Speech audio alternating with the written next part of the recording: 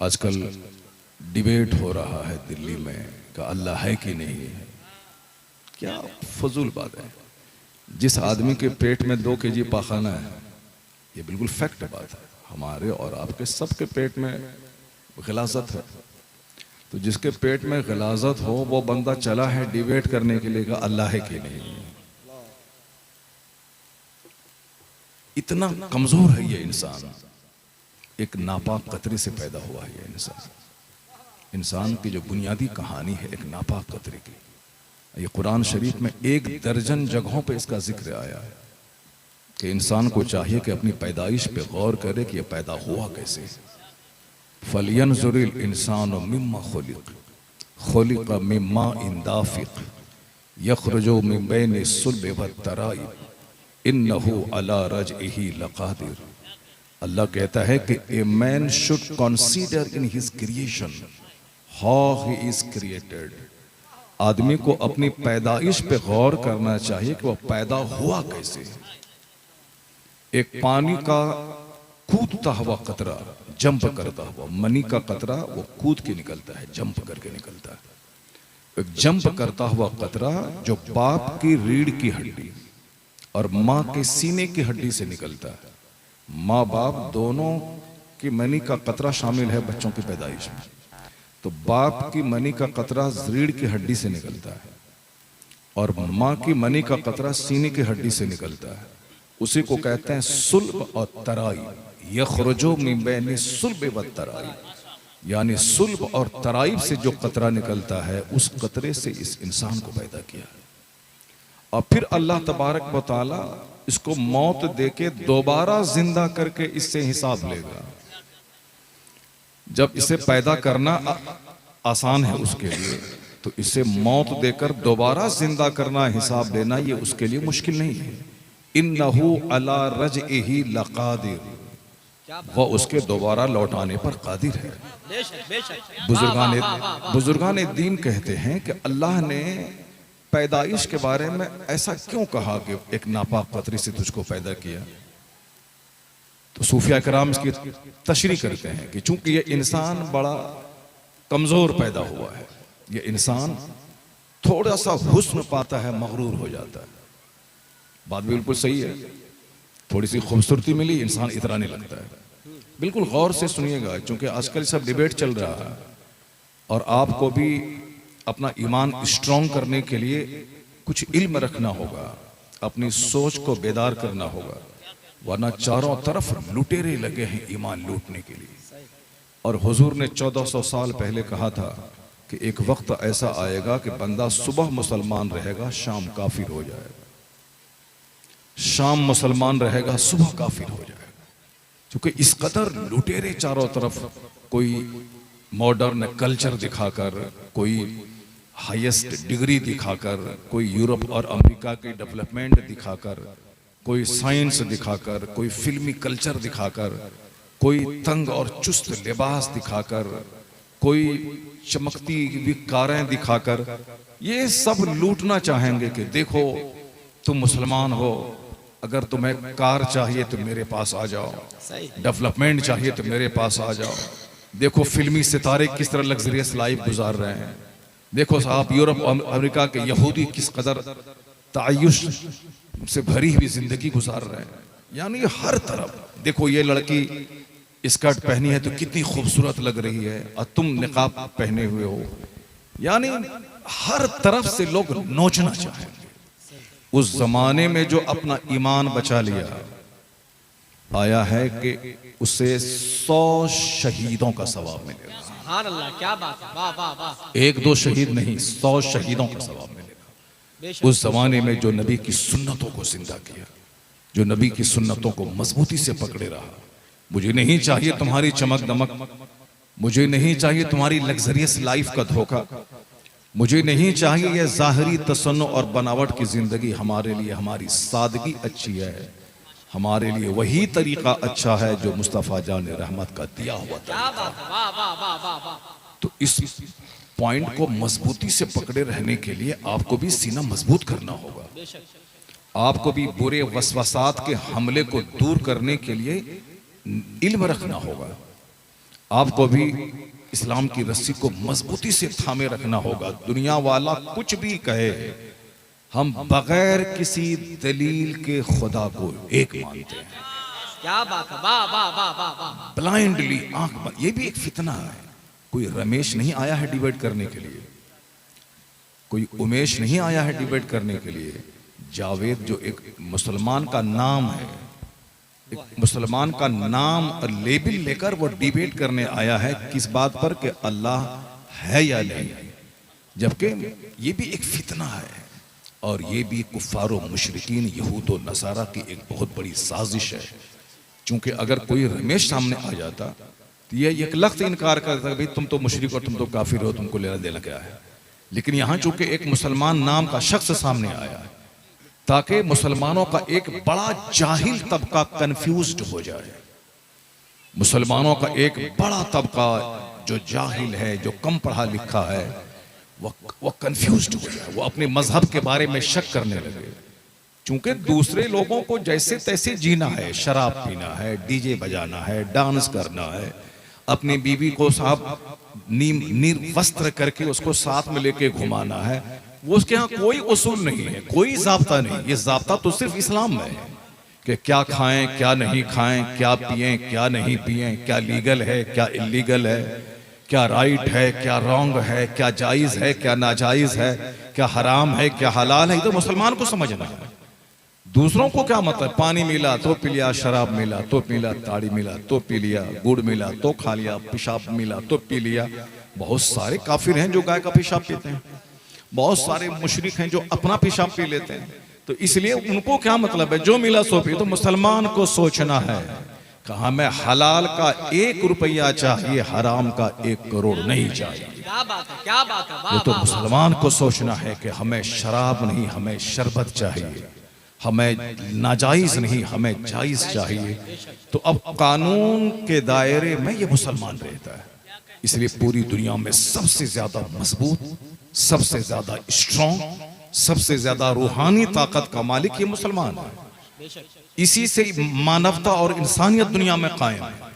तो अब वो चाहते हैं कि मेरी तरह तुम भी नंगा हो जाओ, मेरी तरह तुम भी शराब पीने लगो, मेरी तरह तुम्हारी बेटियां भी हिजाब में आग लगा दें।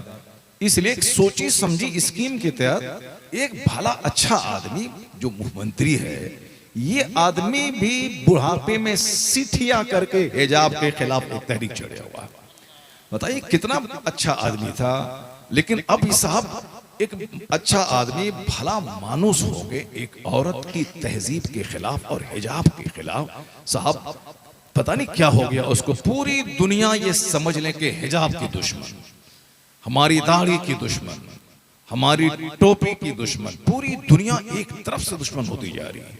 ये पढ़ा लिखा आदमी साहब 15-20 साल से बिहार का नेतृत्व कर रहा है और ये इतना घटिया काम जो पूरी दुनिया में थू थू मच रही है, अरब जगत में, यूरोप में, एशिया में, हिंदुस्तान भर की सारी खवातीन की निगाहों में वो गिर चुका है। हमको लगता है कि ये भी एक साजिश है। वरना इस आदमी को क्या लगा था कि एक, और वो मदरसे की पढ़ी लिखी नहीं, वो कोई आलिमा नहीं थी, बल्कि वो बिल्कुल मेडिकल एक्सपर्ट एक डॉक्टर है, MBBS डॉक्टर है, जिसकी वकालत आप लोग करते हैं कि साहब सिर्फ मदरसे में मत पढ़ाइए वरना दकियानुसी लोग हो जाएंगे, औरतें दकियानुसी हो जाएंगी। स्कूल में पढ़ाइए, स्कूल के माहौल में पढ़ाइए ताकि फ्री रहें। वो तो स्कूल की पढ़ी हुई थी, मगर वह समझदार खातून थी। स्कूल की पढ़ी हुई औरत अपने आप को बेपर्दा करके इज्जत को लुटा के कामयाब नहीं हो सकती है। जो सच्चा इल्म जिसके पास होगा वो अपनी इज्जत की हिफाजत करने में कामयाबी महसूस करेगा। वह लोग औरतों के दुश्मन है जिसने अपनी बेटी को चाय की दुकान पे बैठा के 10 आदमी के आंख का तमाशा बना दिया। वह लोग औरतों के कल्चर के दुश्मन है जिसने अपनी बेटी को फिल्म में नचवाया है। वह लोग औरतों की तहजीब के दुश्मन है जिसने औरतों को ड्रामा में ला करके हजारों मर्दों की जीनत बनने का मौका दिया है। इस्लाम ने औरतों की इज्जत की हिफाजत की है, इसको मोटा लिबास पहना के ताकि शौहर की अमानत रहे, न कि समाज के 10 लुच्चों की जीनत बन जाए। तो इस्लाम ने पर्दा देकर औरतों पे जुल्म नहीं किया, इस्लाम ने पर्दे का कानून देके औरतों पे एहसान किया, औरतों की इज्जत की हिफाजत की। क्या मैं चाहूंगा कि मेरी बीवी को 5 मर्द आए और मेरी बीवी का हाथ पकड़े? कोई घटिया से घटिया आदमी नहीं चाहेगा, चाहे यहूदी हो, चाहे हिंदू हो, चाहे बौद्ध हो, चाहे जैन हो, कोई ये नहीं चाहेगा कि मेरी बीवी का हाथ 5 आदमी पकड़े। जब आप नहीं चाहेंगे तो अपनी बीवी को जीन्स और टी शर्ट पहना के हजारों आदमी के सामने जो आपने मेंबर पे बिठा दिया है, और ये सारे लोग जो आपकी बेटी, आपकी बीवी के चेहरे, उसकी गर्दन, उसकी कलाई, उसके बाजू, उसके सारे चुस्त जिस्म को देख रहे हैं, ये कैसे गवारा हो सकता है? यही तो इस्लाम कहता है कि ये तेरी अमानत है, तो इसके सर से लेके पांव तक सारे जिस्म पे तेरा कब्जा है, ना कि किसी लुच्चों लफंगों का कब्जा है। इसलिए हिजाब और निकाब औरतों को जलील करने के लिए नहीं है, औरतों की इज्जत की हिफाजत करने के लिए। और बात सच्ची यही है कि आखिर जमाने में लोगों की अक्लें छीन ली जाएंगी। तुनज़ो उक़ूलो अक्सरे ज़ालिका ज़मान, ये हदीस में आया है। हुजूर फरमाते हैं आखिर जमाने में अक्सर लोगों की अक्लें छीन ली जाएंगी, और अकल छीन ली गई है इसलिए जिसको बुरा मानना चाहिए, यानी बेपर्दगी को बुरा समझना चाहिए, तो लोग उसको अच्छा समझ रहे हैं। अब पर्दे को अच्छा समझना चाहिए तो इसको लोग बुरा समझ रहे हैं। क्यों? हुजूर ने 1400 साल पहले कहा था कि आखिर जमाने में अक्सर लोगों की अक्लें छीन ली जाएंगी। तो आप समझ रहे हैं कि इंजीनियर बन गए, डॉक्टर बन गए, प्रोफेसर बन गए, IAS ऑफिसर बन गए, IPS बन गए, DM बन गए, साहब ये CM बन गए, PM बन गए, ये अमेरिका के प्रेसिडेंट बन गए, आप समझ रहे हैं। लेकिन जिसके पास अक्लें सलीम नहीं हो वो इंसान नहीं है। इंसान और जानवर में फर्क यही है कि जानवर को सोचने समझने की सलाहियत नहीं है, ये इंसान को सोचने समझने की सलाहियत अल्लाह ने दी है। तो जो सोच से आरी हो जाए वो जानवर से बदतर है, और जो संजीदा सोच का हामिल हो वही इंसान है, और वही सच्चा मुसलमान हो सकता है। तो हमको ये अपनी तरह नंगा करना चाहते हैं, लेकिन आप जान लें, गिरह बांध लें, 14 दिन नहीं हुए इस्लाम के आए हुए, 14 महीना नहीं हुआ इस्लाम के आए हुए, 1400 1500 साल हो गए इस्लाम के आए हुए। और इसको आप नर्वस कभी ना हो। पहला वो दिन के एक बंदे ने कलमा पढ़ा था, उसके बाद 4 लोगों ने कलमा पढ़ा, फिर 40 लोगों ने कलमा पढ़ा, फिर 4000 लोगों ने कलमा पढ़ा, फिर 4 लाख लोगों ने कलमा पढ़ा। जैसे कलमा पढ़ने वालों की तादाद बढ़ती गई, मुशरिकों की दुश्मनी बढ़ती गई। वो कहने लगे इसे मक्का में रहने नहीं देंगे, चटाई में बांध कर लोग धुआं देने लगे, सूली पे लटकाने की धमकी देने लगे, कोयले पर लेटाया कि यहां तक कि चर्बी इतनी पिघली कि आग बुझ गई। इस तरह से लोगों ने सताना शुरू किया कि ताकि लोग कलमा न पढ़ें, मुसलमान न बने। मगर दूसरी तरफ ईमान की वो पुख्तगी थी, मोहब्बत रसूल का वो नशा था कि एक को मिटाना चाहा, 1 लाख लोगों ने कलमा पढ़ लिया। क्या बात, क्या बात, क्या 1 लाख लोगों ने जब कलमा पढ़ा, दुश्मनी बढ़ी। अब दुश्मनों का दायरा भी बड़ा हो गया है। पहले कुरैश के लोग दुश्मन थे, फिर दूसरे सारे कबीलों के लोग दुश्मन हो गए, फिर जब इस्लाम मक्का से बाहर निकला तो दूसरे ममालिक के लोग दुश्मन हो गए, ईरान के लोग दुश्मन हो गए, स्पेन के लोग दुश्मन हो गए, फिर इस्लाम जब इंडिया में आया तो इंडिया के लोग दुश्मन हो गए, इस्लाम जब चाइना जापान गया वहां के लोग दुश्मन हो गए। पहले तो एक कुरैश का आदमी दुश्मन था, लेकिन अब धीरे धीरे पूरी दुनिया में इस्लाम फैलता गया, दुश्मनों की तादाद बढ़ती चली गई। ऐसे में तो इस्लाम को मिट जाना चाहिए था, ऐसे में तो इस्लाम को दफन हो जाना चाहिए था, लेकिन इस्लाम उस ताकत का नाम है कि दुश्मनी बढ़ती गई, कलमा पढ़ने वालों की तादाद में इजाफा होता चला गया। नारे तकबीर, नारे रिसालत, पैगंबर इस्लाम। और सुन लें आप, लोगों ने कहा था कि हुजूर के विसाल के बाद इस्लाम की ईंट से ईंट बच जाएगी, लेकिन आका अलैहिस्सलाम ने ऐसी मजबूत इमारत खड़ी कर दी इस्लाम की, और उसके ऐसे मजबूत रक्षक बना दिए, सिद्दीक अकबर की सूरत में, उमर फारूक की सूरत में, उस्मान गनी की सूरत में, हजरत मौला अली की सूरत में, अपने 2 नवासों की सूरत में ऐसे मजबूत कैडर बना दिए, ऐसे मजबूत प्रोटेक्टर बना दिए कि सरकार का विसाल हो गया। दुश्मनों ने कहा था ये जब तक हैं, इनका चेहरा, इनका हुस्न, इनका अखलाक, ये सारे लोगों को बिल्कुल एक मिकनातीसी ताकत की तरह खींचे हुए हैं, लोग इनके इर्द गिर्द जमा हैं। लेकिन जिस दिन मुस्तफा का विसाल हो गया उस दिन ये सारी जमात मुंतशिर हो जाएगी और चारों तरफ से हमला करेंगे, इस्लाम की ईंट से ईंट बजा देंगे। लेकिन इसका उल्टा हुआ कि हुजूर के विसाल के बाद जब हुजूर पर्दा फरमा के अपनी कब्र अनवर में चले गए, सिद्दीक अकबर ने जब इस्लामी सल्तनत की लगाम संभाली और 2 साल तक जब आपने उस कमान को संभाला तो इस्लाम कमजोर नहीं हुआ, इस्लाम का दायरा और वसी होता चला गया। उमर फारूक के 10 साल पीरियड में और ये दौर ये वसी होता चला गया। हजरत उस्मान गनी के 12 साल पीरियड में और इस्लाम लहलहाता रहा, यहाँ तक कि अरब से निकलकर कुस्तुनतुनिया तक इस्लाम पहुंच गया। और हजरत मौला अली के जमाने में थोड़ा सा कमजोर होना चाहा, लेकिन मौला अली की बहादुरी ने इसे और स्टेबल कर दिया। जब मौला अली का बेटा हजरत हुसैन सामने आए और देखा कि मेरे नाना के दीन को अब नवासे का खून चाहिए, अपना सारा कुंबा लेकर करबला आ गए और अपने बाल बच्चों को इस्लाम और तहफ़्फ़ुज़ नामूस रिसालत के लिए लुटा दिया, अपनी गर्दन कटा दी, खून का आखिरी कतरा बहा दिया। इधर खून बहा, उधर इस्लाम का गुलशन लहलहाता चला गया। अब जो इस्लाम अरब के की 4 दीवारी में महदूद था, अरब से निकला पूरे आलम में तूफान की तरफ फैलता चला गया।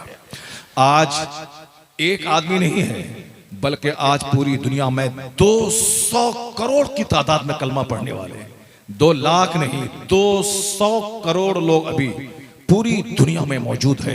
अब आप समझ सकते हैं कि 800 करोड़ वाली दुनिया में 200 करोड़ की तादाद कलमा पढ़ने वालों की है, तो एक तरफ बगदाद जलता रहा, इस्लाम मुस्कुराता रहा, दूसरी तरफ हिंदुस्तान में आग लगती रही, मगर हिंदुस्तान में इस्लामी गवर्नमेंट का सूरज डूबा, उधर अल्लाह ने इंडोनेशिया जैसा जबरदस्त मुल्क मुसलमानों को अता कर दिया।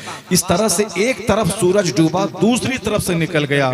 तो आज जो हालात इंडिया और पूरी दुनिया के इस्लाम मुखालिफ हैं, आप घबराएं नहीं, ये वो वक्त है जो 1500 साल से आपने ही देखा है।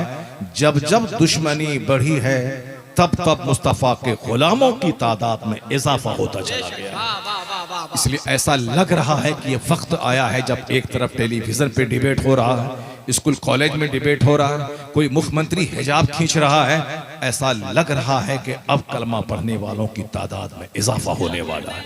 अब यह 200 करोड़ 400 करोड़ की तादाद में बदलने वाला है। मैं इन जाहिलों को नहीं देखता, मैं तो उस प्रिंसेस को मैं देख रहा हूं जो ब्रिटेन की प्रिंसेस है, जो कहती है कि इस्लाम से ज्यादा खूबसूरत कोई मजहब नजर नहीं आता। मैं अमेरिका की डॉक्टर मारिया का कॉल पढ़ता हूं, जिन्होंने कहा कि इस्लाम ने जो औरतों को सम्मान दिया है उसका जाहिरी सबूत यही है कि कुरान करीम जो इसकी मजहबी किताब है और जिसमें सारे उलूम मौजूद है, इसमें मर्दों के नाम पे कोई सूरत नहीं है। सूरे निसा जो औरत के नाम पे सूरत है, यह इस बात की दलील है कि इस्लाम ने औरतों को सम्मान और इज्जत दिया है, किसी मजहब ने नहीं दिया है। इस्लाम ने इस निर्धन और गरीब औरतों को मालदार बनाया है। पहले औरतों को न बाप की प्रॉपर्टी में हिस्सा मिलता था, न शौहर की जायदाद में हिस्सा मिलता था, न भाई की प्रॉपर्टी में हिस्सा मिलता था। इस्लाम ने शौहर की प्रॉपर्टी में हिस्सा दिलाया, बाप की जायदाद में हिस्सा दिलाया, बेटे की जायदाद में हिस्सा दिलाया। तो औरतें मारी जाती थी, इस्लाम ने औरतों को जिंदगी दी। औरतें गरीब थी, इस्लाम ने औरतों को स्टेबल और मजबूत बनाया। औरतों से आंखें सेकी जाती थी, इस्लाम को कानून हिजाब देकर इनकी इज्जत की हिफाजत इस्लाम ने की। वो कहती हैं सारी दुनिया गवाह है, मैंने इस्लाम को पढ़कर, इस्लाम को समझकर, इस्लाम ने जो औरतों को सम्मान दिया है उस सम्मान को महसूस करके मैं कलमा पढ़कर मुस्तफा की कनीजों में दाखिल होती हूँ। एक पढ़ी लिखी औरत जो दुनिया की सबसे आला तालीम याफ्ता औरत है, उसके कलमा पढ़ने का मतलब है कि करोड़ों औरतों के दिमाग में इस्लाम की मोहब्बत डाल देना। इसलिए कोई हिजाब खींच करके इस्लामी कानून को दबा नहीं सकेगा, बल्कि पूरी दुनिया में एक सुगबुगाहट है कि आने वाले वक्त में करोड़ों औरतें हैं जो कलमा पढ़कर कनीज़े फातिमा बनने वाली। इस बात को आप गिरह बांध लें कि 1,500 साल हो गए इस्लाम को अगर दबना होता, जिस वक्त उमर फारूक आजम शहीद हुए थे उस वक्त कमज़ोर हो जाता।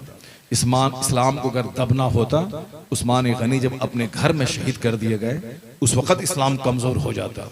अगर इस्लाम को ख़त्म होना होता, जब मौला अली शहीद कर दिए गए उस वक्त इस्लाम ख़त्म हो जाता। जब इस्लाम को ख़त्म होना होता, जिस वक़्त रसूल पाक के चहीते नवासे इमाम हुसैन की लाश को घोड़े की टापों से रौंद दिया गया, उस वक़्त इस्लाम ख़त्म हो गया होता। इस्लाम को ख़त्म होना होता जब बगदाद की सारी मस्जिदों को तोड़ दिया गया, सारे मदरसों को गिरा दिया गया, सारी किताबों को दरियाए दजला में फेंक दिया गया, 70,000 मुसलमानों को ज़बह करके उसकी खोपड़ी की मीनार बनाकर काफिरों ने उस पर बैठकर शराब पिया। उसी वक्त इस्लाम को मिट जाना था। लेकिन इन तमाम वाक़यात के बाद इस्लाम मुस्कुराता रहा ताकि दुनिया वाला जान ले कि इस्लाम का मुहाफिज कोई दूसरा नहीं है, इस्लाम का मुहाफिज अल्लाह रब्बुल इज्जत की ज़ात है। अल्लाह हमेशा से है, हमेशा रहने वाला है। इस्लाम का मुस्कुराता चेहरा बताता है कि अल्लाह है, हमेशा से है और वो ओमनी प्रेजेंट है। वही सारी ताकत का मालिक है, वह हय्यो और क़य्यूम है। मौला अली कहते हैं अरफ़ तो रब्बी बेफ़स्क़िल अज़ाइम। ये जो डिबेट करता है बैठ करके कि अब वहाँ ऐसा हो रहा है, वहाँ वैसा हो रहा है, अल्लाह ताला देख रहा है, जालिम बढ़ रहा है, जुल्म बढ़ रहा है, अगर अल्लाह होता तो उसको दबा देता, तुम्हारी छोटी सी खोपड़ी में यह बात नहीं आएगी। मौला अली जिसके बारे में हुजूर ने कहा है अना मदीनतुल इल्म व अली जुनबाबुहा, I am city of knowledge and Ali is the door of it. मैं इल्म का शहर हूँ, मैं इल्म का शहर हूँ, अली उसका दरवाजा है। वह मौला अली जो बाबे मदीनतुल इल्म है, वो मौला अली कहते हैं कि अरफ़ तो रब्बी बेफ़स्क़िल अज़ाइम। जब मेरे इरादे टूट जाते हैं, मैं चाहता कुछ हूँ और हो कुछ जाता है। मैं चाहता हूं कि मैं खूबसूरत बनूं मगर मैं बदसूरत हो जाता हूं। मैं चाहता हूं मेरे 5-10 बेटे हो जाएं मगर मेरी 10 बेटियां हो जाती हैं। मैं चाहता हूं कि मैं पूरा मालदार बन जाऊं, पूरे शहर का सबसे बड़ा मालदार बन जाऊं, मगर मैं कंगाल हो जाता हूं। मैं चाहता हूं कि हमेशा 90 साल की उम्र तक तंदुरुस्त रहूं मगर मैं अचानक बीमार हो जाता हूं। आखिर वो है कौन जो मेरी चाहत के खिलाफ काम करता है? मैं चाहता कुछ हूं और हो कुछ जाता है। मौला अली कहते हैं मैं पहचान लिया कि मेरा रब है, मैं चाहता कुछ हूं और हो कुछ जाता है।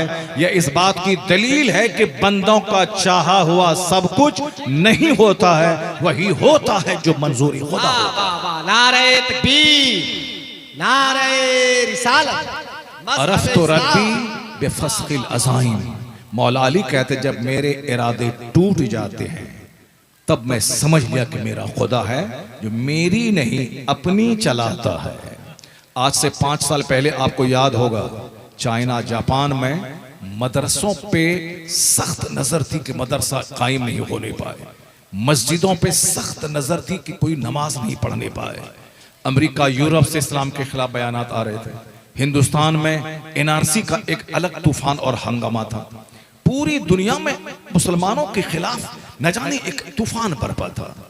कोई मस्जिदों के खिलाफ बोल रहा है, कोई खानका के खिलाफ बोल रहा है, कोई जलसे के खिलाफ बोल रहा है, कोई टोपी के खिलाफ बोल रहा है, कोई दाढ़ी के खिलाफ बोल रहा है, कोई साहब एनआरसी का कानून ला करके मुसलमानों के वजूद के खिलाफ बोल रहा है ताकि मुसलमान घबरा के अपना मजहब छोड़ दें और हिंदुस्तान में इसको जीना है तो वो कुफ्र और शिर्क कबूल कर लें।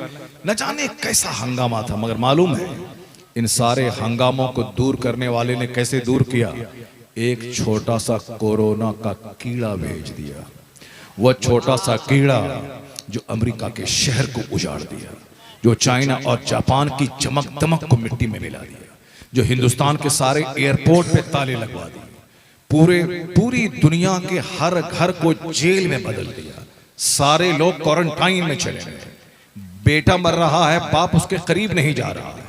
सब भूल गए, खानका के खिलाफ बोलना भूल गए, मदरसे के खिलाफ बोलना भूल गए, मुसलमानों की दाढ़ी टोपी के खिलाफ बोलना भूल गए। सारे लोग क्वारंटाइन साहब, मास्क और कोरोना वैक्सीन मेडिसिन सब उसके पीछे लग गए। पूरी दुनिया के लोगों को अल्लाह ने बता दिया कि बंदे तेरे चाहने से सब कुछ नहीं होता है, वही होता है जो मंजूर खुदा होता है। तो अल्लाह ने लोगों को सजा देने के लिए फरिश्तों को आसमान से नहीं उतारा कि 1 लाख फरिश्ते उतर जाओ, सबों की गर्दनें काट दो, जाओ अमेरिका के प्रेसिडेंट की गर्दन काट दो, जाओ हिंदुस्तान के गृह मंत्री की गर्दन काट दो, जाओ चाइना और जापान के प्रधानमंत्री की गर्दन काट दो। फरिश्ता आसमान से नहीं उतरा। नमरूद जो पूरी दुनिया का बादशाह था, सिर्फ मिस्र का नहीं, सिर्फ इराक का नहीं, 4 बादशाह गुजरे हैं जो पूरी दुनिया में जिसकी सल्तनत रही है, 2 मुसलमान और 2 काफिर। उन 4 में से जो 2 मुसलमान हुए हैं, एक है हजरत सुलेमान अलैहिस्सलाम और एक है सिकंदर जुल्करनैन। यह दोनों की सल्तनत पूरे जमीन पर रही। मेरे मुस्तफ़ा की सल्तनत तो जमीन पे भी है, आसमान पे भी है, हर जगह है मुस्तफ़ा की सल्तनत। लेकिन जाहिरी हुकूमत जिसको कहते हैं आप, ये जाहिरी हुकूमत हजरत सुलेमान अलैहिस्सलाम को अल्लाह ने दी थी। सुबह कहीं, शाम कहीं हवा पे तख्त बिछता था, दोपहर कहीं, शाम कहीं, सुबह कहीं, पूरी दुनिया पे सल्तनत थी। और एक सिकंदर जुल्करनैन की मशरिक से लेके मगरिब तक पूरी दुनिया पे उसकी सल्तनत थी। और 2 काफिर बादशाह, उसमें से एक नाम नमरूद का है। नमरूद की भी सल्तनत पूरी दुनिया में रही है। इतना बड़ा बादशाह जिन्होंने खुदाई का दावा किया, मैं मारता हूं, मैं जिलाता हूं, जिन्होंने इब्राहिम अलैहिस्सलाम को आग में डाल दिया, जिन्होंने इब्राहिम अलैहिस्सलाम को इराक से निकलने पर मजबूर कर दिया, वतन से बेवतन किया। किसको? अल्लाह के खलील को, अल्लाह के दोस्त को। अल्लाह जब छूट देता है तो बेपनाह छूट देता है, और बंदा उस छूट में ये समझ लेता है कि मैं खुदा हो गया। आज देखते होंगे समाज में कोई सूद खा रहा है तो 50 साल से सूद खा रहा है, कुछ नहीं होता है।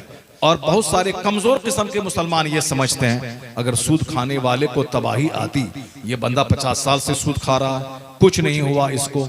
ये 50 साल अल्लाह के नजदीक 1 सेकंड के बराबर है। 50,000 साल के बराबर क़यामत का एक दिन होगा। वह कान मिक़दारुहु 50,000 सना। आप घबरा जाते हैं कि 14 साल हो गए, आप घबरा जाते हैं कि साहब 50 साल हो गए, लेकिन जिसने ये सारा संसार बनाया है, आप जानते हैं इस दुनिया के बने हुए करोड़ों साल हो गए, खरबों साल हो गए आसमान के बने हुए, जमीन के बने हुए। ये जो आसमान का सूरज नजर आ रहा है, यह सूरज जमीन के मुकाबले में लाखों गुना बड़ा है। 1 गुना, 2 गुना, 10 गुना बड़ा नहीं है। यह सूरज जमीन से लाखों गुना बड़ा है, जो देखने में फुटबॉल की तरह लगता है। उस सूरज पर अगर कोई बंदा चला जाए, वहां से यह जमीन एक छोटा सा स्पॉट, छोटा सा धब्बा नजर आएगी। यह जमीन तो जिस रब ने एक विशाल वास्ट दुनिया को पैदा किया है, एक तरफ मरीख है, एक तरफ उतारत है, एक तरफ ज़ुहल है, एक तरफ नेपच्यून है। ये सब प्लैनेट्स हैं, स्टार्स अनकाउंटेबल, यानी जिसका शुमार नहीं हो सकता है। ये विशाल दुनिया। बहुत बड़े साइंटिस्ट आइंस्टाइन कहते हैं कि 10 लाख साल भी मुझको मिल जाए तो भी मैं दुनिया के और छोर का पता नहीं लगा पाऊंगा। ये बताएं कि ये साहब बैठ के डिबेट कर रहे हैं। आइंस्टाइन जो दुनिया का सबसे बड़ा साइंसदान, जिन्होंने कायनात का पता लगाया, वो कह रहा है कि 10 लाख साल भी उम्र मुझको मिल जाए तो भी मैं दुनिया की सच्चाई का पता नहीं लगा सकता। कायनात की कितनी उम्र है और कहां छोर है, इसका पता मैं नहीं लगा सकता। तो फिर कमजोर इंसान के बस की है ही नहीं वह सूरज की सच्चाई का पता लगा सके। वह चांद जो सूरज से रोशनी लेकर मुस्तार रोशनी लेकर चमकता है, इसकी सच्चाई का पता लगा सके। यह जमीन जिसका 75% हिस्सा सिर्फ पानी है, इसकी सच्चाई का पता लगा सके। बस बंदे का यही कहना है, बंदा यही करे, जब सूरज को देखे तो सूरज पैदा करने वाले खुदा को सजदा करे, जब चांद को देखे तो चांद को चमक देने वाले खुदा को सजदा करे, जब समंदर की विशालता को देखे तो फिर समंदर को विशालता देने वाले रब को सजदा करे, और जब पूरे वसी कायनात पे गौर करे, पेशानी जमीन पे टेक के बोले, इलाही मैं कमजोर हूं, तू ताकतवर है, मैं बंदा हूं, तू मेरा खुदा है, मैं मोहताज हूं, तू गनी है, मैं कमजोर हूं, तू अजीज और गालिब है। साफ लफ्जों में मैं बंदा हूं, तू मेरा खुदा है। क्या बात है, वाह वाह वाह। जिस पॉइंट पे आप गौर करेंगे, आखिर में बंदा इसी अजज का एतराफ करेगा कि I am nothing, Allah is everything, मैं कुछ नहीं हूं, अल्लाह ही सब कुछ है। तो जिन लोगों ने गौर व फिक्र किया वो जानते हैं सच्चाई को। बेफिक्रा क्या जानने गया, बेफिक्रा क्या जाने गया, फिक्र करने वाला ही सब कुछ जानता है। मेरे पास वक्त नहीं है, वरना मैं आपको बताता कि किस तरह दुनिया के पढ़े लिखे लोग बड़ी तेजी से इस्लाम की तरफ माइल हो रहे हैं। किस तरह थाईलैंड की राजधानी बैंकॉक के एनाटॉमी का प्रोफेसर मेगाटे तेजासन किस पॉइंट को देख करके वो कलमा पढ़ा, जो जावेद जैसे 1 करोड़ लोग जिसके पांव की धूल के बराबर नहीं हो सकते, इतना बड़ा पढ़ा लिखा आदमी सऊदी अरब की राजधानी रियाद में पूरी दुनिया को गवाह बना के कहा कि मैं एनाटॉमी का सबसे बड़ा प्रोफेसर और थाईलैंड की राजधानी बैंकॉक यूनिवर्सिटी का मैं सबसे बड़ा साइंटिस्ट। मैंने जो 10 साल में तहकीक की है, 10 मिनट में जब मुझको पता चला कि कुरान करीम में वही बात 1500 साल पहले से मौजूद है दुनिया में। कुरान तो अल्लाह का कलाम है, वो तो जब से है तब से मौजूद है।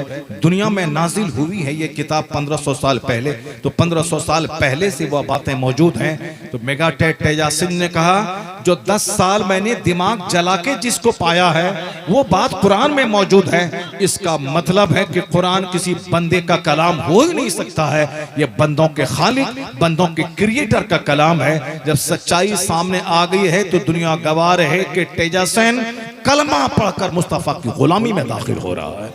पढ़े लिखे लोग बड़ी तेजी के साथ इस्लाम में दाखिल हो रहे हैं और आने वाला वक्त इस्लाम का है, आने वाला वक्त मुसलमानों का है। ये बात अगर मैं कहूं तो लोग कहेंगे मौलाना हैं जो मुसलमानों की मायूसी दूर करने के लिए ये ऐसी बातें कह रहे हैं ताकि मुसलमान नर्वस ना हो, मुसलमानों को हिम्मत और हौसला मिले। ये बात मैं नहीं, ये बात आज से 50 साल पहले डॉक्टर बर्नार्ड शॉ ने कही थी।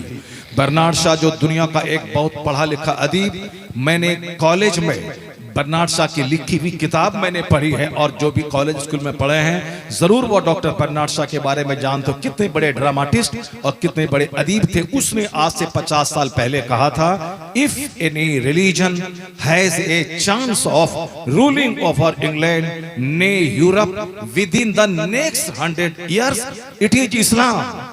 ये क्या कहा बर्नार्ड शॉ? बर्नार्ड शॉ कल मुसलमान नहीं था, मगर इस्लाम की सच्चाई को भांपते हुए उन्होंने कहा था अगर कोई मजहब आने वाले 100 साल के अंदर सिर्फ इंग्लैंड नहीं बल्कि पूरे यूरोप बर्रे आजम महाद्वीप में अगर कोई मजहब हुकूमती मजहब बनने वाला है तो वो मजहब इस्लाम बनने वाला है।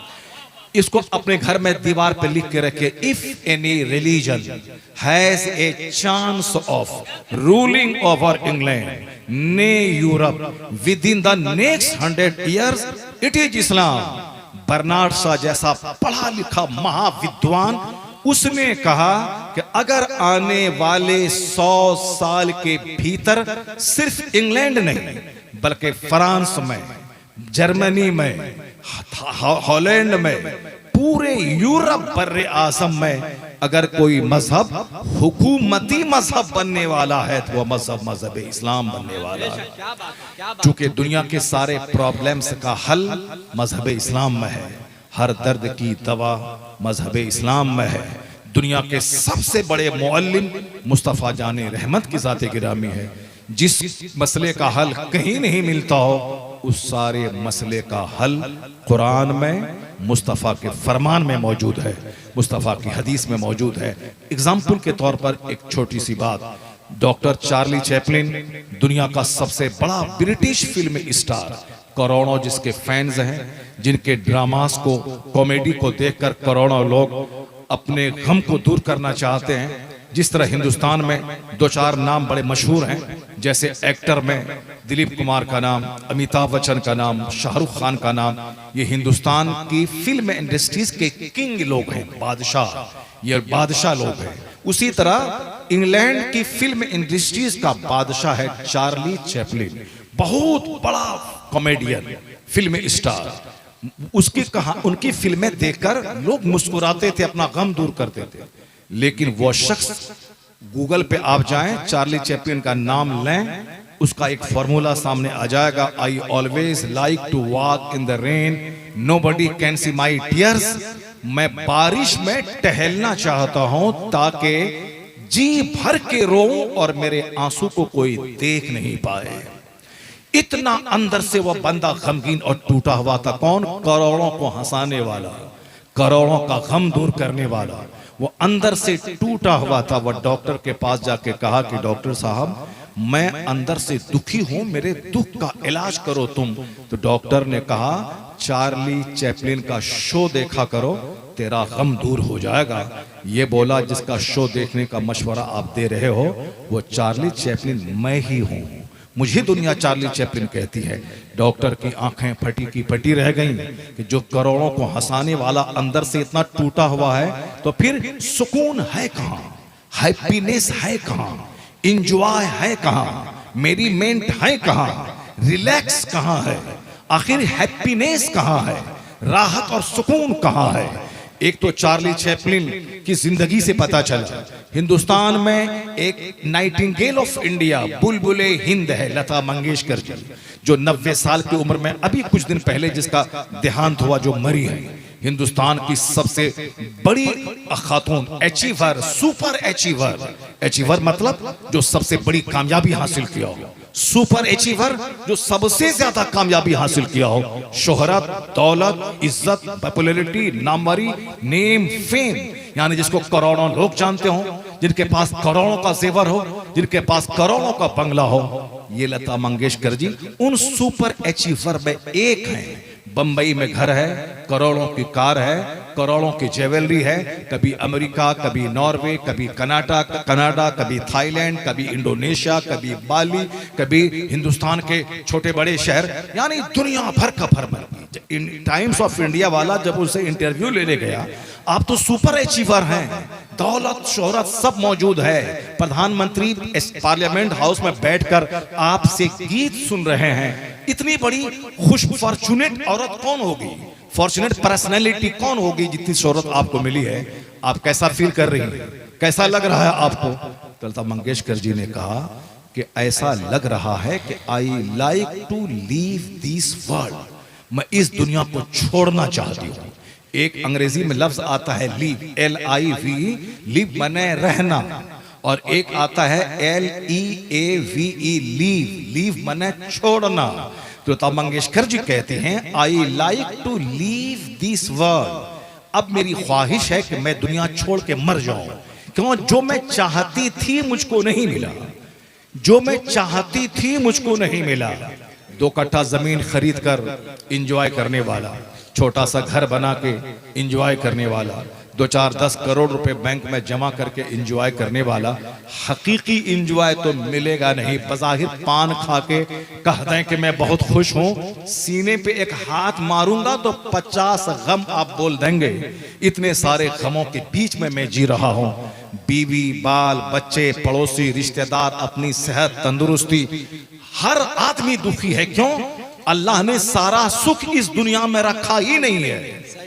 अब आप अच्छे हैं, दौलत है तो तंदुरुस्ती नहीं है, तंदुरुस्ती है तो दौलत नहीं है, दौलत है तो बाल बच्चे अच्छे नहीं हैं। बिल गेट्स को कौन नहीं जानता, दुनिया का सबसे बड़ा मालदार। वो उन्होंने सॉफ्टवेयर कंपनी का दियो उसको बोला जाता है, सॉफ्टवेयर जाइंट, यानी जो आज पूरी दुनिया में कंप्यूटर सॉफ्टवेयर है उसका वो दियो भूत बोला जाता है उसको, बिल गेट्स को। इतना बड़ा मालदार पूरी दुनिया का, मगर जब देखा कि मेरा बेटा बाकी हो गया, मेरा बेटा दौलतों की फरावानी की वजह से बिगड़ गया, उसने कसम खा लिया कि अब मैं दौलतों में दिल नहीं लगाऊंगा, बल्कि मैं अपनी आधी दौलत हेल्थ और एजुकेशन के क्षेत्र में मैं डोनेट कर देता हूं। जब मेरे बच्चे दौलत की वजह से बिगड़ गए, बच्चा मेरा नहीं हुआ, अब मैं दौलत लेके क्या करूं? उन्होंने अपनी सारी जिंदगी एक ट्रस्ट बनाकर मानवता की सेवा में गुजारने का फैसला कर लिया। जब उसके पास सारी खुशी नहीं है तो इसका मतलब है कि खुशियां दुनिया में नहीं है। दुनिया में तंदुरुस्ती है तो खूबसूरती नहीं, खूबसूरती है तो दौलत नहीं, दौलत है तो पड़ोसी अच्छे नहीं। अगर सब कुछ है तो अचानक मर जाने का अंदेशा, अचानक बीमार पड़ने का अंदेशा, अगर मैं सेहतमंद रहूं तो बाल बच्चों की बीमारी का अंदेशा। यानी पूरी दुनिया में कहीं फुलफिलमेंट नहीं है। क्यों? अल्लाह ने सारी खुशी जन्नत में रखा है। माशाअल्लाह। जहाँ ना बुढ़ापा है, जहाँ ना बीमारी है, जहाँ ना पसीने की बदबू है, जहाँ ना कोई हासिद है, जहाँ ना कोई दुश्मन है, जहाँ ना शोर है, जहाँ ना हंगामा है, जहाँ ना जवानी के लूटने का डर है, जहाँ ना बीमारी का डर है, ना जा पेशाब पाखाना का की तकलीफ है, जहाँ ना पसीने की तकलीफ है, जहाँ ना नज़ला और जुकाम की तकलीफ है। हर एतबार से परिपूर्ण जगह है वो जन्नत, जहाँ सोने चांदी की ईंट से बना हुआ मकान, जहाँ मोती की तरह चमकते हुए गिलमान, जहाँ थूकें तो सातों समंदर का पानी मीठा हो जाए वो हुस्नो जमाल वाली हूरें, जहाँ 30 साल की जवानी चाहे 90 साल का बूढ़ा दुनिया में क्यों ना मर जाए, अगर अल्लाह उसको जन्नती बनाएगा तो 30 साल का जवान बना के जन्नत बनाएगा। इस तरह से सारी फुलफिलमेंट जन्नत में है। तो लोग दुनिया में तलाश कर रहे हैं कि मैं मकान बना के एंजॉय करूं, मैं गाड़ी खरीद के एंजॉय करूं, मैं साहब हॉस्पिटल बना के एंजॉय करूं, मैं कॉलेज की डिग्री लेके एंजॉय करूं। नहीं, एक डिग्री मिलती है तो दूसरा 10 दुख सामने आता है। एक मकान बनता है तो फिर 50 दुख सामने आ जाते हैं। एक खूबसूरत औरत मिलती है तो फिर वहां से 50 नए दुख के दरवाजे खुल जाते हैं। यहीं से बंदा को सीखना चाहिए कि सारा सुख दुनिया में नहीं है, सारा सुख जन्नत में है, और उस जन्नत की झलक इस दुनिया में उसके हिस्से में है जो उस जन्नत की तैयारी करते हुए खुदा को सजदा करता है। You have spoken beyond your time. यानी सजदे में, तिलावत में, इबादत में, रियाजत में अल्लाह ने वो सुख रखा है। या तो सारा सुख वहां जन्नत में है या उसकी थोड़ी सी झलक इस दुनिया में है। कोई प्रधानमंत्री के दर की कब्र पे कोई नहीं जाता, न जवाहरलाल नेहरू की कब्र पे कोई जाता है, न इंदिरा गांधी की कब्र पे कोई जाता है। साल में एक बार प्रधानमंत्री उसकी समाधि पे जाके फूल चढ़ा देते हैं। लेकिन एक फकीर है, एक दुर्वेश है जो पैदा हुआ था ईरान की सरजमीन में। ईरान से चल के 25 साल तक उन्होंने इल्म हासिल किया समरकंद बुखारा में। फिर अपने मुर्शिद के पास गए, 30 बरस तक मुर्शिद का बोया बिस्तर उठाया, सफर में हजर में खिदमत की, मदीना गया, रसूल पाक से इशारा पाके हिंदुस्तान आ गए, हिंदुस्तान के शहर अजमेर को अपना मस्कन बनाया, 97 साल की जिंदगी गुजारी, अपना वतन छोड़ा अल्लाह के लिए, रात की नींद कुर्बान की अल्लाह के लिए, इल्म हासिल किया अल्लाह के लिए। हिंदुस्तान के बुतखाने में आकर 90 लाख मुशरिकों को साहिब ईमान बनाया। अब अल्लाह ने वो इज्जतें दे दी कि मोइनुद्दीन तुमने मेरे दीन की खिदमत की है, अब जब तक हिंद रहेगा, जब तक तेरी कब्र रहेगी, उस वक्त तक तेरे नाम की धूम मचती रहेगी। तेरे पास अपना बेटा रहे ना रहे, करोड़ों रूहानी बेटे तेरी कब्र पे हाजिरी देते रहेंगे, फातिहा पढ़ते रहेंगे, गुलाब का फूल चढ़ाते रहेंगे। अरबपति की कब्र पे जानवर चल रहा है, उस फकीर की कब्र पे 24 घंटे गुलाब का फूल महक रहा है। वहां करोड़ों लोग वहां उस चौखट की खाक चूमना चाहते हैं। यह इनाम है अल्लाह की तरफ से कि जो सिर्फ बाल बच्चों के लिए जिएगा, बाल बच्चे उसके बाकी हो जाएंगे, और जो रब के लिए जिएगा, उनका बच्चा हो ना हो, करोड़ों दिलों में अल्लाह उसकी मोहब्बत अता फरमा देगा। आप देख सकते हैं कि सुपर अचीवर मोइनुद्दीन अजमेरी हैं, जिन्होंने वो कामयाबी हासिल की। इंतकाल के 800 साल गुजर गए, लेकिन आज तक उनकी कब्र की रौनक फीकी नहीं हुई है। उनके दरबार का हुस्न बढ़ता जा रहा है। इसलिए इस बात को दिमाग से निकाल दें कि दुनिया में दौलतों से, मकान से, नौकरी से सुख मिल सकता है, नहीं, इबादतों से सुख मिलेगा, तिलावत से सुख मिलेगा। मैंने कहा था कि मुझको अंग्रेजी बोलने का मन कर रहा है, मगर मैं दूसरे पॉइंट की तरफ चला गया और मेरा टाइम भी लगभग पौने घंटा हो गया। हाँ, You have spoken beyond your time. माशाअल्लाह माशाअल्लाह। असद भाई ने कहा कि अब आप वक्त के आगे भी अब आप बोल सकते हैं, तो बस वही मैंने कहा था। तो गुजरे जिस राह से वो सैयदे वाला होकर, क्या बात है। आला हजरत ने बड़ी प्यारी बात कह दी, बहुत जबरदस्त बात। मोइनुद्दीन चतुर्वेदी ने क्या कहा, वो तो कोई वेद पढ़ा, कहा कि वो जिस रास्ते से गुजरते थे तो पूरा रास्ता सुगंधित हो जाता था। आला हजरत ने कितनी जबरदस्त शायरी की है, हदीस का तर्जमा और करोड़ों अशआर का निचोड़ इस शेर में बयान किया है कि गुजरे जिस राह से वो सैयदे वाला होकर, रह गई सारी जमीन अंबरे सारा होकर, रह गई सारी जमीन अंबरे सारा होकर। अब जरा मैं अंग्रेजी बोलूं, when the prophet walked along any street, the entire earth became fragrant and sweet. सुभान अल्लाह बोले आप लोग जोर से। सुभान अल्लाह, अब मैं अगला शेर पढ़ूंगा मैं। क्या बात है, वाह वाह वाह। When the prophet walked along any street, the entire earth became fragrant and sweet. आला हजरत कहते हैं कि चमने तैबा है वो बाग कि मुर्गी सिदरा। वाह वाह वाह। दुनिया के बाग में तो दुनिया के बुलबुल चहकते हैं, पर मदीना वो बाग है जहां बुलबुले सिदरा जिब्रील अमी चहके हैं, क्या बात है। जहां हजारों बार चहके हैं। वो कहते हैं चमने तैबा है वो बाग के मुर्गे सिदरा बरसों चहके हैं जहां बुलबुले शैदा होकर। So distinguished is the position of Taiba's garden. Its nightingales are the birds of the highest heaven. So distinguished is the position of Taiba's garden. Its nightingales are the birds of the highest heaven. आला हजरत कहते हैं ये चांद क्या जगमगाता है, ये तो मेरे मुस्तफ़ा के नूर का सदका है।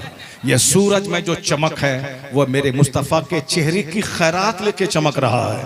कहते हैं रुखे अनवर की तजल्ली जो कमर ने देखी। गालिब को सुने होंगे, इकबाल को सुने होंगे, इंशा को सुने होंगे, ज़ौक़ को सुने होंगे, लेकिन आला हजरत को सुनिए क्या शायरी आपने की है। क्या कहते हैं रुखे अनवर की तजल्ली जो कमर ने देखी, रह गया बोसा दहे नक्शे कफे पा होकर। रुखे अनवर की तजल्ली, रुखे अनवर की तजल्ली, रुखे अनवर की तजल्ली जो कमर ने देखी, रह गया बोसदहे नक्श कफे पा होकर। अब उसको अंग्रेजी में सुनिए। Be desert by the radiance of your complexion, be dazzled by the radiance of your complexion. The moon kissed your feet as a token of devotion. The moon kissed your feet as a token of devotion. आला हजरत कहते हैं वाय महरूम ये किस्मत के फिर अब की बरस, रह गया हम रहे सफारी मदीना होकर। Alas, this year again it all ended in dismay. I accompanied the pilgrims but was left in the way. बस एक आखिरी पैगाम। आला हजरत शेखुल इस्लाम थे, आला हजरत शेखुल मुस्लिमीन थे, आला हजरत कुतुबुल इरशाद थे। ये सब लंगटे लोग क्या जाने आला हजरत किसका नाम था। आला हजरत कौन थे ये पूछें हुजूर मखदूम अशरफ जहांगीर सिमनानी से पूछें, हुजूर अली मियां अली अशरफ हुजूर अशरफी मियां से पूछें, अली हुसैन अशरफी मियां से पूछें। ये अपने जमाने के कुतुब थे। वो अब किचोछा में है, आला हजरत बरेली में है, कई 100 किलोमीटर दूर है। बरेली में आपका विसाल हुआ, न कोई टेलीग्राम है, न कोई मोबाइल फोन है। यहाँ किचोछा में आप रोने लगे वजू करते हुए। मुहद्दिस आज़मी हिंद ने पूछा हुजूर रोने की वजह? कहा मैं फरिश्तों के कांधे पर कुतुबुल इरशाद अहमद रजा का जनाजा देख रहा हूँ। अल्लाह समद। क्या मतलब? अली हुसैन अशरफी मियां अपने जमाने के कुतुब थे। वो आला हजरत को कुतुबुल इरशाद यानी वलियों का सरदार कह रहे हैं। इसका मतलब यह निकला कि जैसी नजर होती है वही आला हजरत उसको नजर आते हैं। बस आखिरी पैगाम, इतने बड़े कुतुब, इतने बड़े शेख, इतने बड़े नाइब गौसे आजम, 2 घंटा सोने वाला, 1000 से ज्यादा किताबें लिखने वाला, कयामत तक के सारे फितनों का जवाब देकर अपनी कब्र में आराम करने वाला, और दुनिया के सारे मंच पे जिनकी किताबों से इस्तेफादा करते हुए इस्लाम मुखालिफ एतराजात का जवाब दिया जा सकता है, इतना बड़ा जबरदस्त हथियार सप्लाई करने वाला वह मुजद्दिद क्या कहते हैं? वो कहते हैं है ये उम्मीद रजा को तेरी रहमत से शाह। ये आपके लिए है। हम छोटा मौलवी है, हमारे पीर साहब का छोटा बेटा है। पीर साहब भी आपकी दुआओं के मोहताज है, आप उनकी दुआ के मोहताज है। आप अपने पीर के लिए दुआ कीजिए, पीर आपके लिए दुआ करे। आप बीमार के लिए दुआ कीजिए, अब बीमार की दुआ फरिश्तों की दुआ होती है। आप बीमार से दुआ लीजिए, इसी से काम चलता है। हम कश्मीर का सेब खाएं, कश्मीर वाला बिहार का आम खाए, ताकि हम कश्मीरी के मोहताज रहें और कश्मीरी मेरे मोहताज रहें। हम पीर के मोहताज रहें ताकि पीर मुत्तकी व मेरे हक में दुआ करे और मैं अपने मुर्शिद के लिए दुआ करूं। तब इसलिए मरने के बाद औलाद की दुआ बाप के हक में कबूल होती है, और जब तक वालिदैन जिंदा हैं वालिदैन की दुआ औलाद के हक में कबूल होती है। इसलिए आप अपने औलाद के लिए अभी दुआ कीजिए, और जब आप मर जाएंगे तो आपकी औलाद आपके लिए दुआ करेगी, तो इनकी दुआ से आपकी बख्शिश की उम्मीद है। तो आला हजरत इतने बड़े मुत्तकी, इतने बड़े वली, वो क्या कहते हैं, है ये उम्मीद रजा को तेरी रहमत से शाह, यानी न ताअत पर, न तकवा पर, न ज़ुहदो इत्तका पर है हमारा नाज, जो कुछ है मोहम्मद मुस्तफ़ा पर है। रजा कहते हैं है ये उम्मीद रजा को तेरी रहमत से शाह, न हो जिंदान ये दोज़ख तेरा बंदा होकर, न हो जिंदान ये दोज़ख तेरा बंदा होकर। Your poor Raza humbly hopes, O merciful master, you will save your servant from hell's disaster। इतने बड़े कुतुब अपने आप को गुलाम कहते हैं, तो आप भी गुलाम मुस्तफ़ा बन जाइए, आप भी नबी मोहतरम का गुलाम बन जाइए, और यही कहे कि सरकार मैं चाहे 1000 ताअत और 1000 सजदा करूं, मगर बख्शिश की उम्मीद तो आपकी शफाअत से ही है। इसलिए हुजूर आप शफाअत फरमाए मेरी, हुजूर आप नजर इनायत फरमाए मुझ पर। आला हजरत के कलाम में इश्क भी है, चाशनी भी है, जाज़बियत भी है, मिक़नातीसियत भी है, अदबियत भी है, और सारी चीज़ें हैं, साथ साथ तालीम इस्लाम की रूह भी है ये उम्मीद रजा को तेरी रहमत से शाह, न हो जिंदान ये दोज़ख तेरा बंदा होकर। अब आपने अशार सुन लिए और अंग्रेजी में नात सुन ली। दूसरे लोग अंग्रेजी में गाना गाते हैं, आला हजरत के कलाम को देखकर अब अंग्रेजी में नात पढ़ी जा रही है, यानी अंग्रेजी जबान को भी खूबसूरती अता कर दी गई है नबी की नात। अब जब नात हो गई तो अब यहाँ से तकरीर शुरू होनी चाहिए। अब चूँकि सारे शायर सारे खतीब खुतबा पढ़ते हैं, फिर अशार पढ़ते हैं, उसके बाद तकरीर शुरू करते हैं। अब अगर मैं अशार पढ़ाऊँ, अब मैं तकरीर शुरू करूँ तो फिर 3 घंटे हो जाएंगे, फिर 3 घंटे हो जाएंगे। मगर मैं असद भाई के हुक्म का एहतराम करते हुए मैं अपनी गुफ्तगू यहीं ख़त्म करता हूँ। इन्होंने कहा था आधा घंटा, मगर धीरे धीरे गुफ्तगू बढ़ बढ़ के एक घंटा के करीब गुफ्तगू पहुँच गई। अल्लाह ताला ज़िक्र रसूल की बरकत से मुझे सेहत और तंदुरुस्ती अता फरमाए। अल्लाह ज़िक्र रसूल सुनने के सदक़े में आपको जन्नतुल फिरदौस अता फरमाए। आपको अल्लाह ताला दोनों जहान की खुशहाली और हरियाली अता फरमाए। अल्लाह आपके घरों में दीनदारी अता फरमाए। अल्लाह मेरी माँ बहन बेटियों को हया और पर्दे की ज़िंदगी अता फरमाए। अल्लाह ताला जामिया वहीदिया को खूब उरूज अता फरमाए। हाफिज़ व कारी एहतशाम और इनके मेहनत करने वाले सारे भाइयों को सेहत व आफियत और लंबी उम्र अता फरमाए। आप सबों को, पूरे इलाके के मुसलमानों को इस गरीब इदारे का ख्याल रखने की तौफीक अता फरमाए। आज 2 बच्चे हाफिज बने हैं, आप कोशिश करें कि आने वाले वक्त में 3, 4, 5 बच्चे आलिम बने। यहाँ से अंग्रेज़ी की तालीम, कंप्यूटर की तालीम, अब हर मकतब और मदरसे में अंग्रेज़ी को कंपलसरी कर दे और कंप्यूटर को हर मदरसे में लाजिम करा दे दे। अगर हम अंग्रेज़ी नहीं पढ़े होते DS कॉलेज में तो आपके सामने अंग्रेज़ी में कैसे बोलता, अंग्रेज़ी में नात कैसे सुनाता।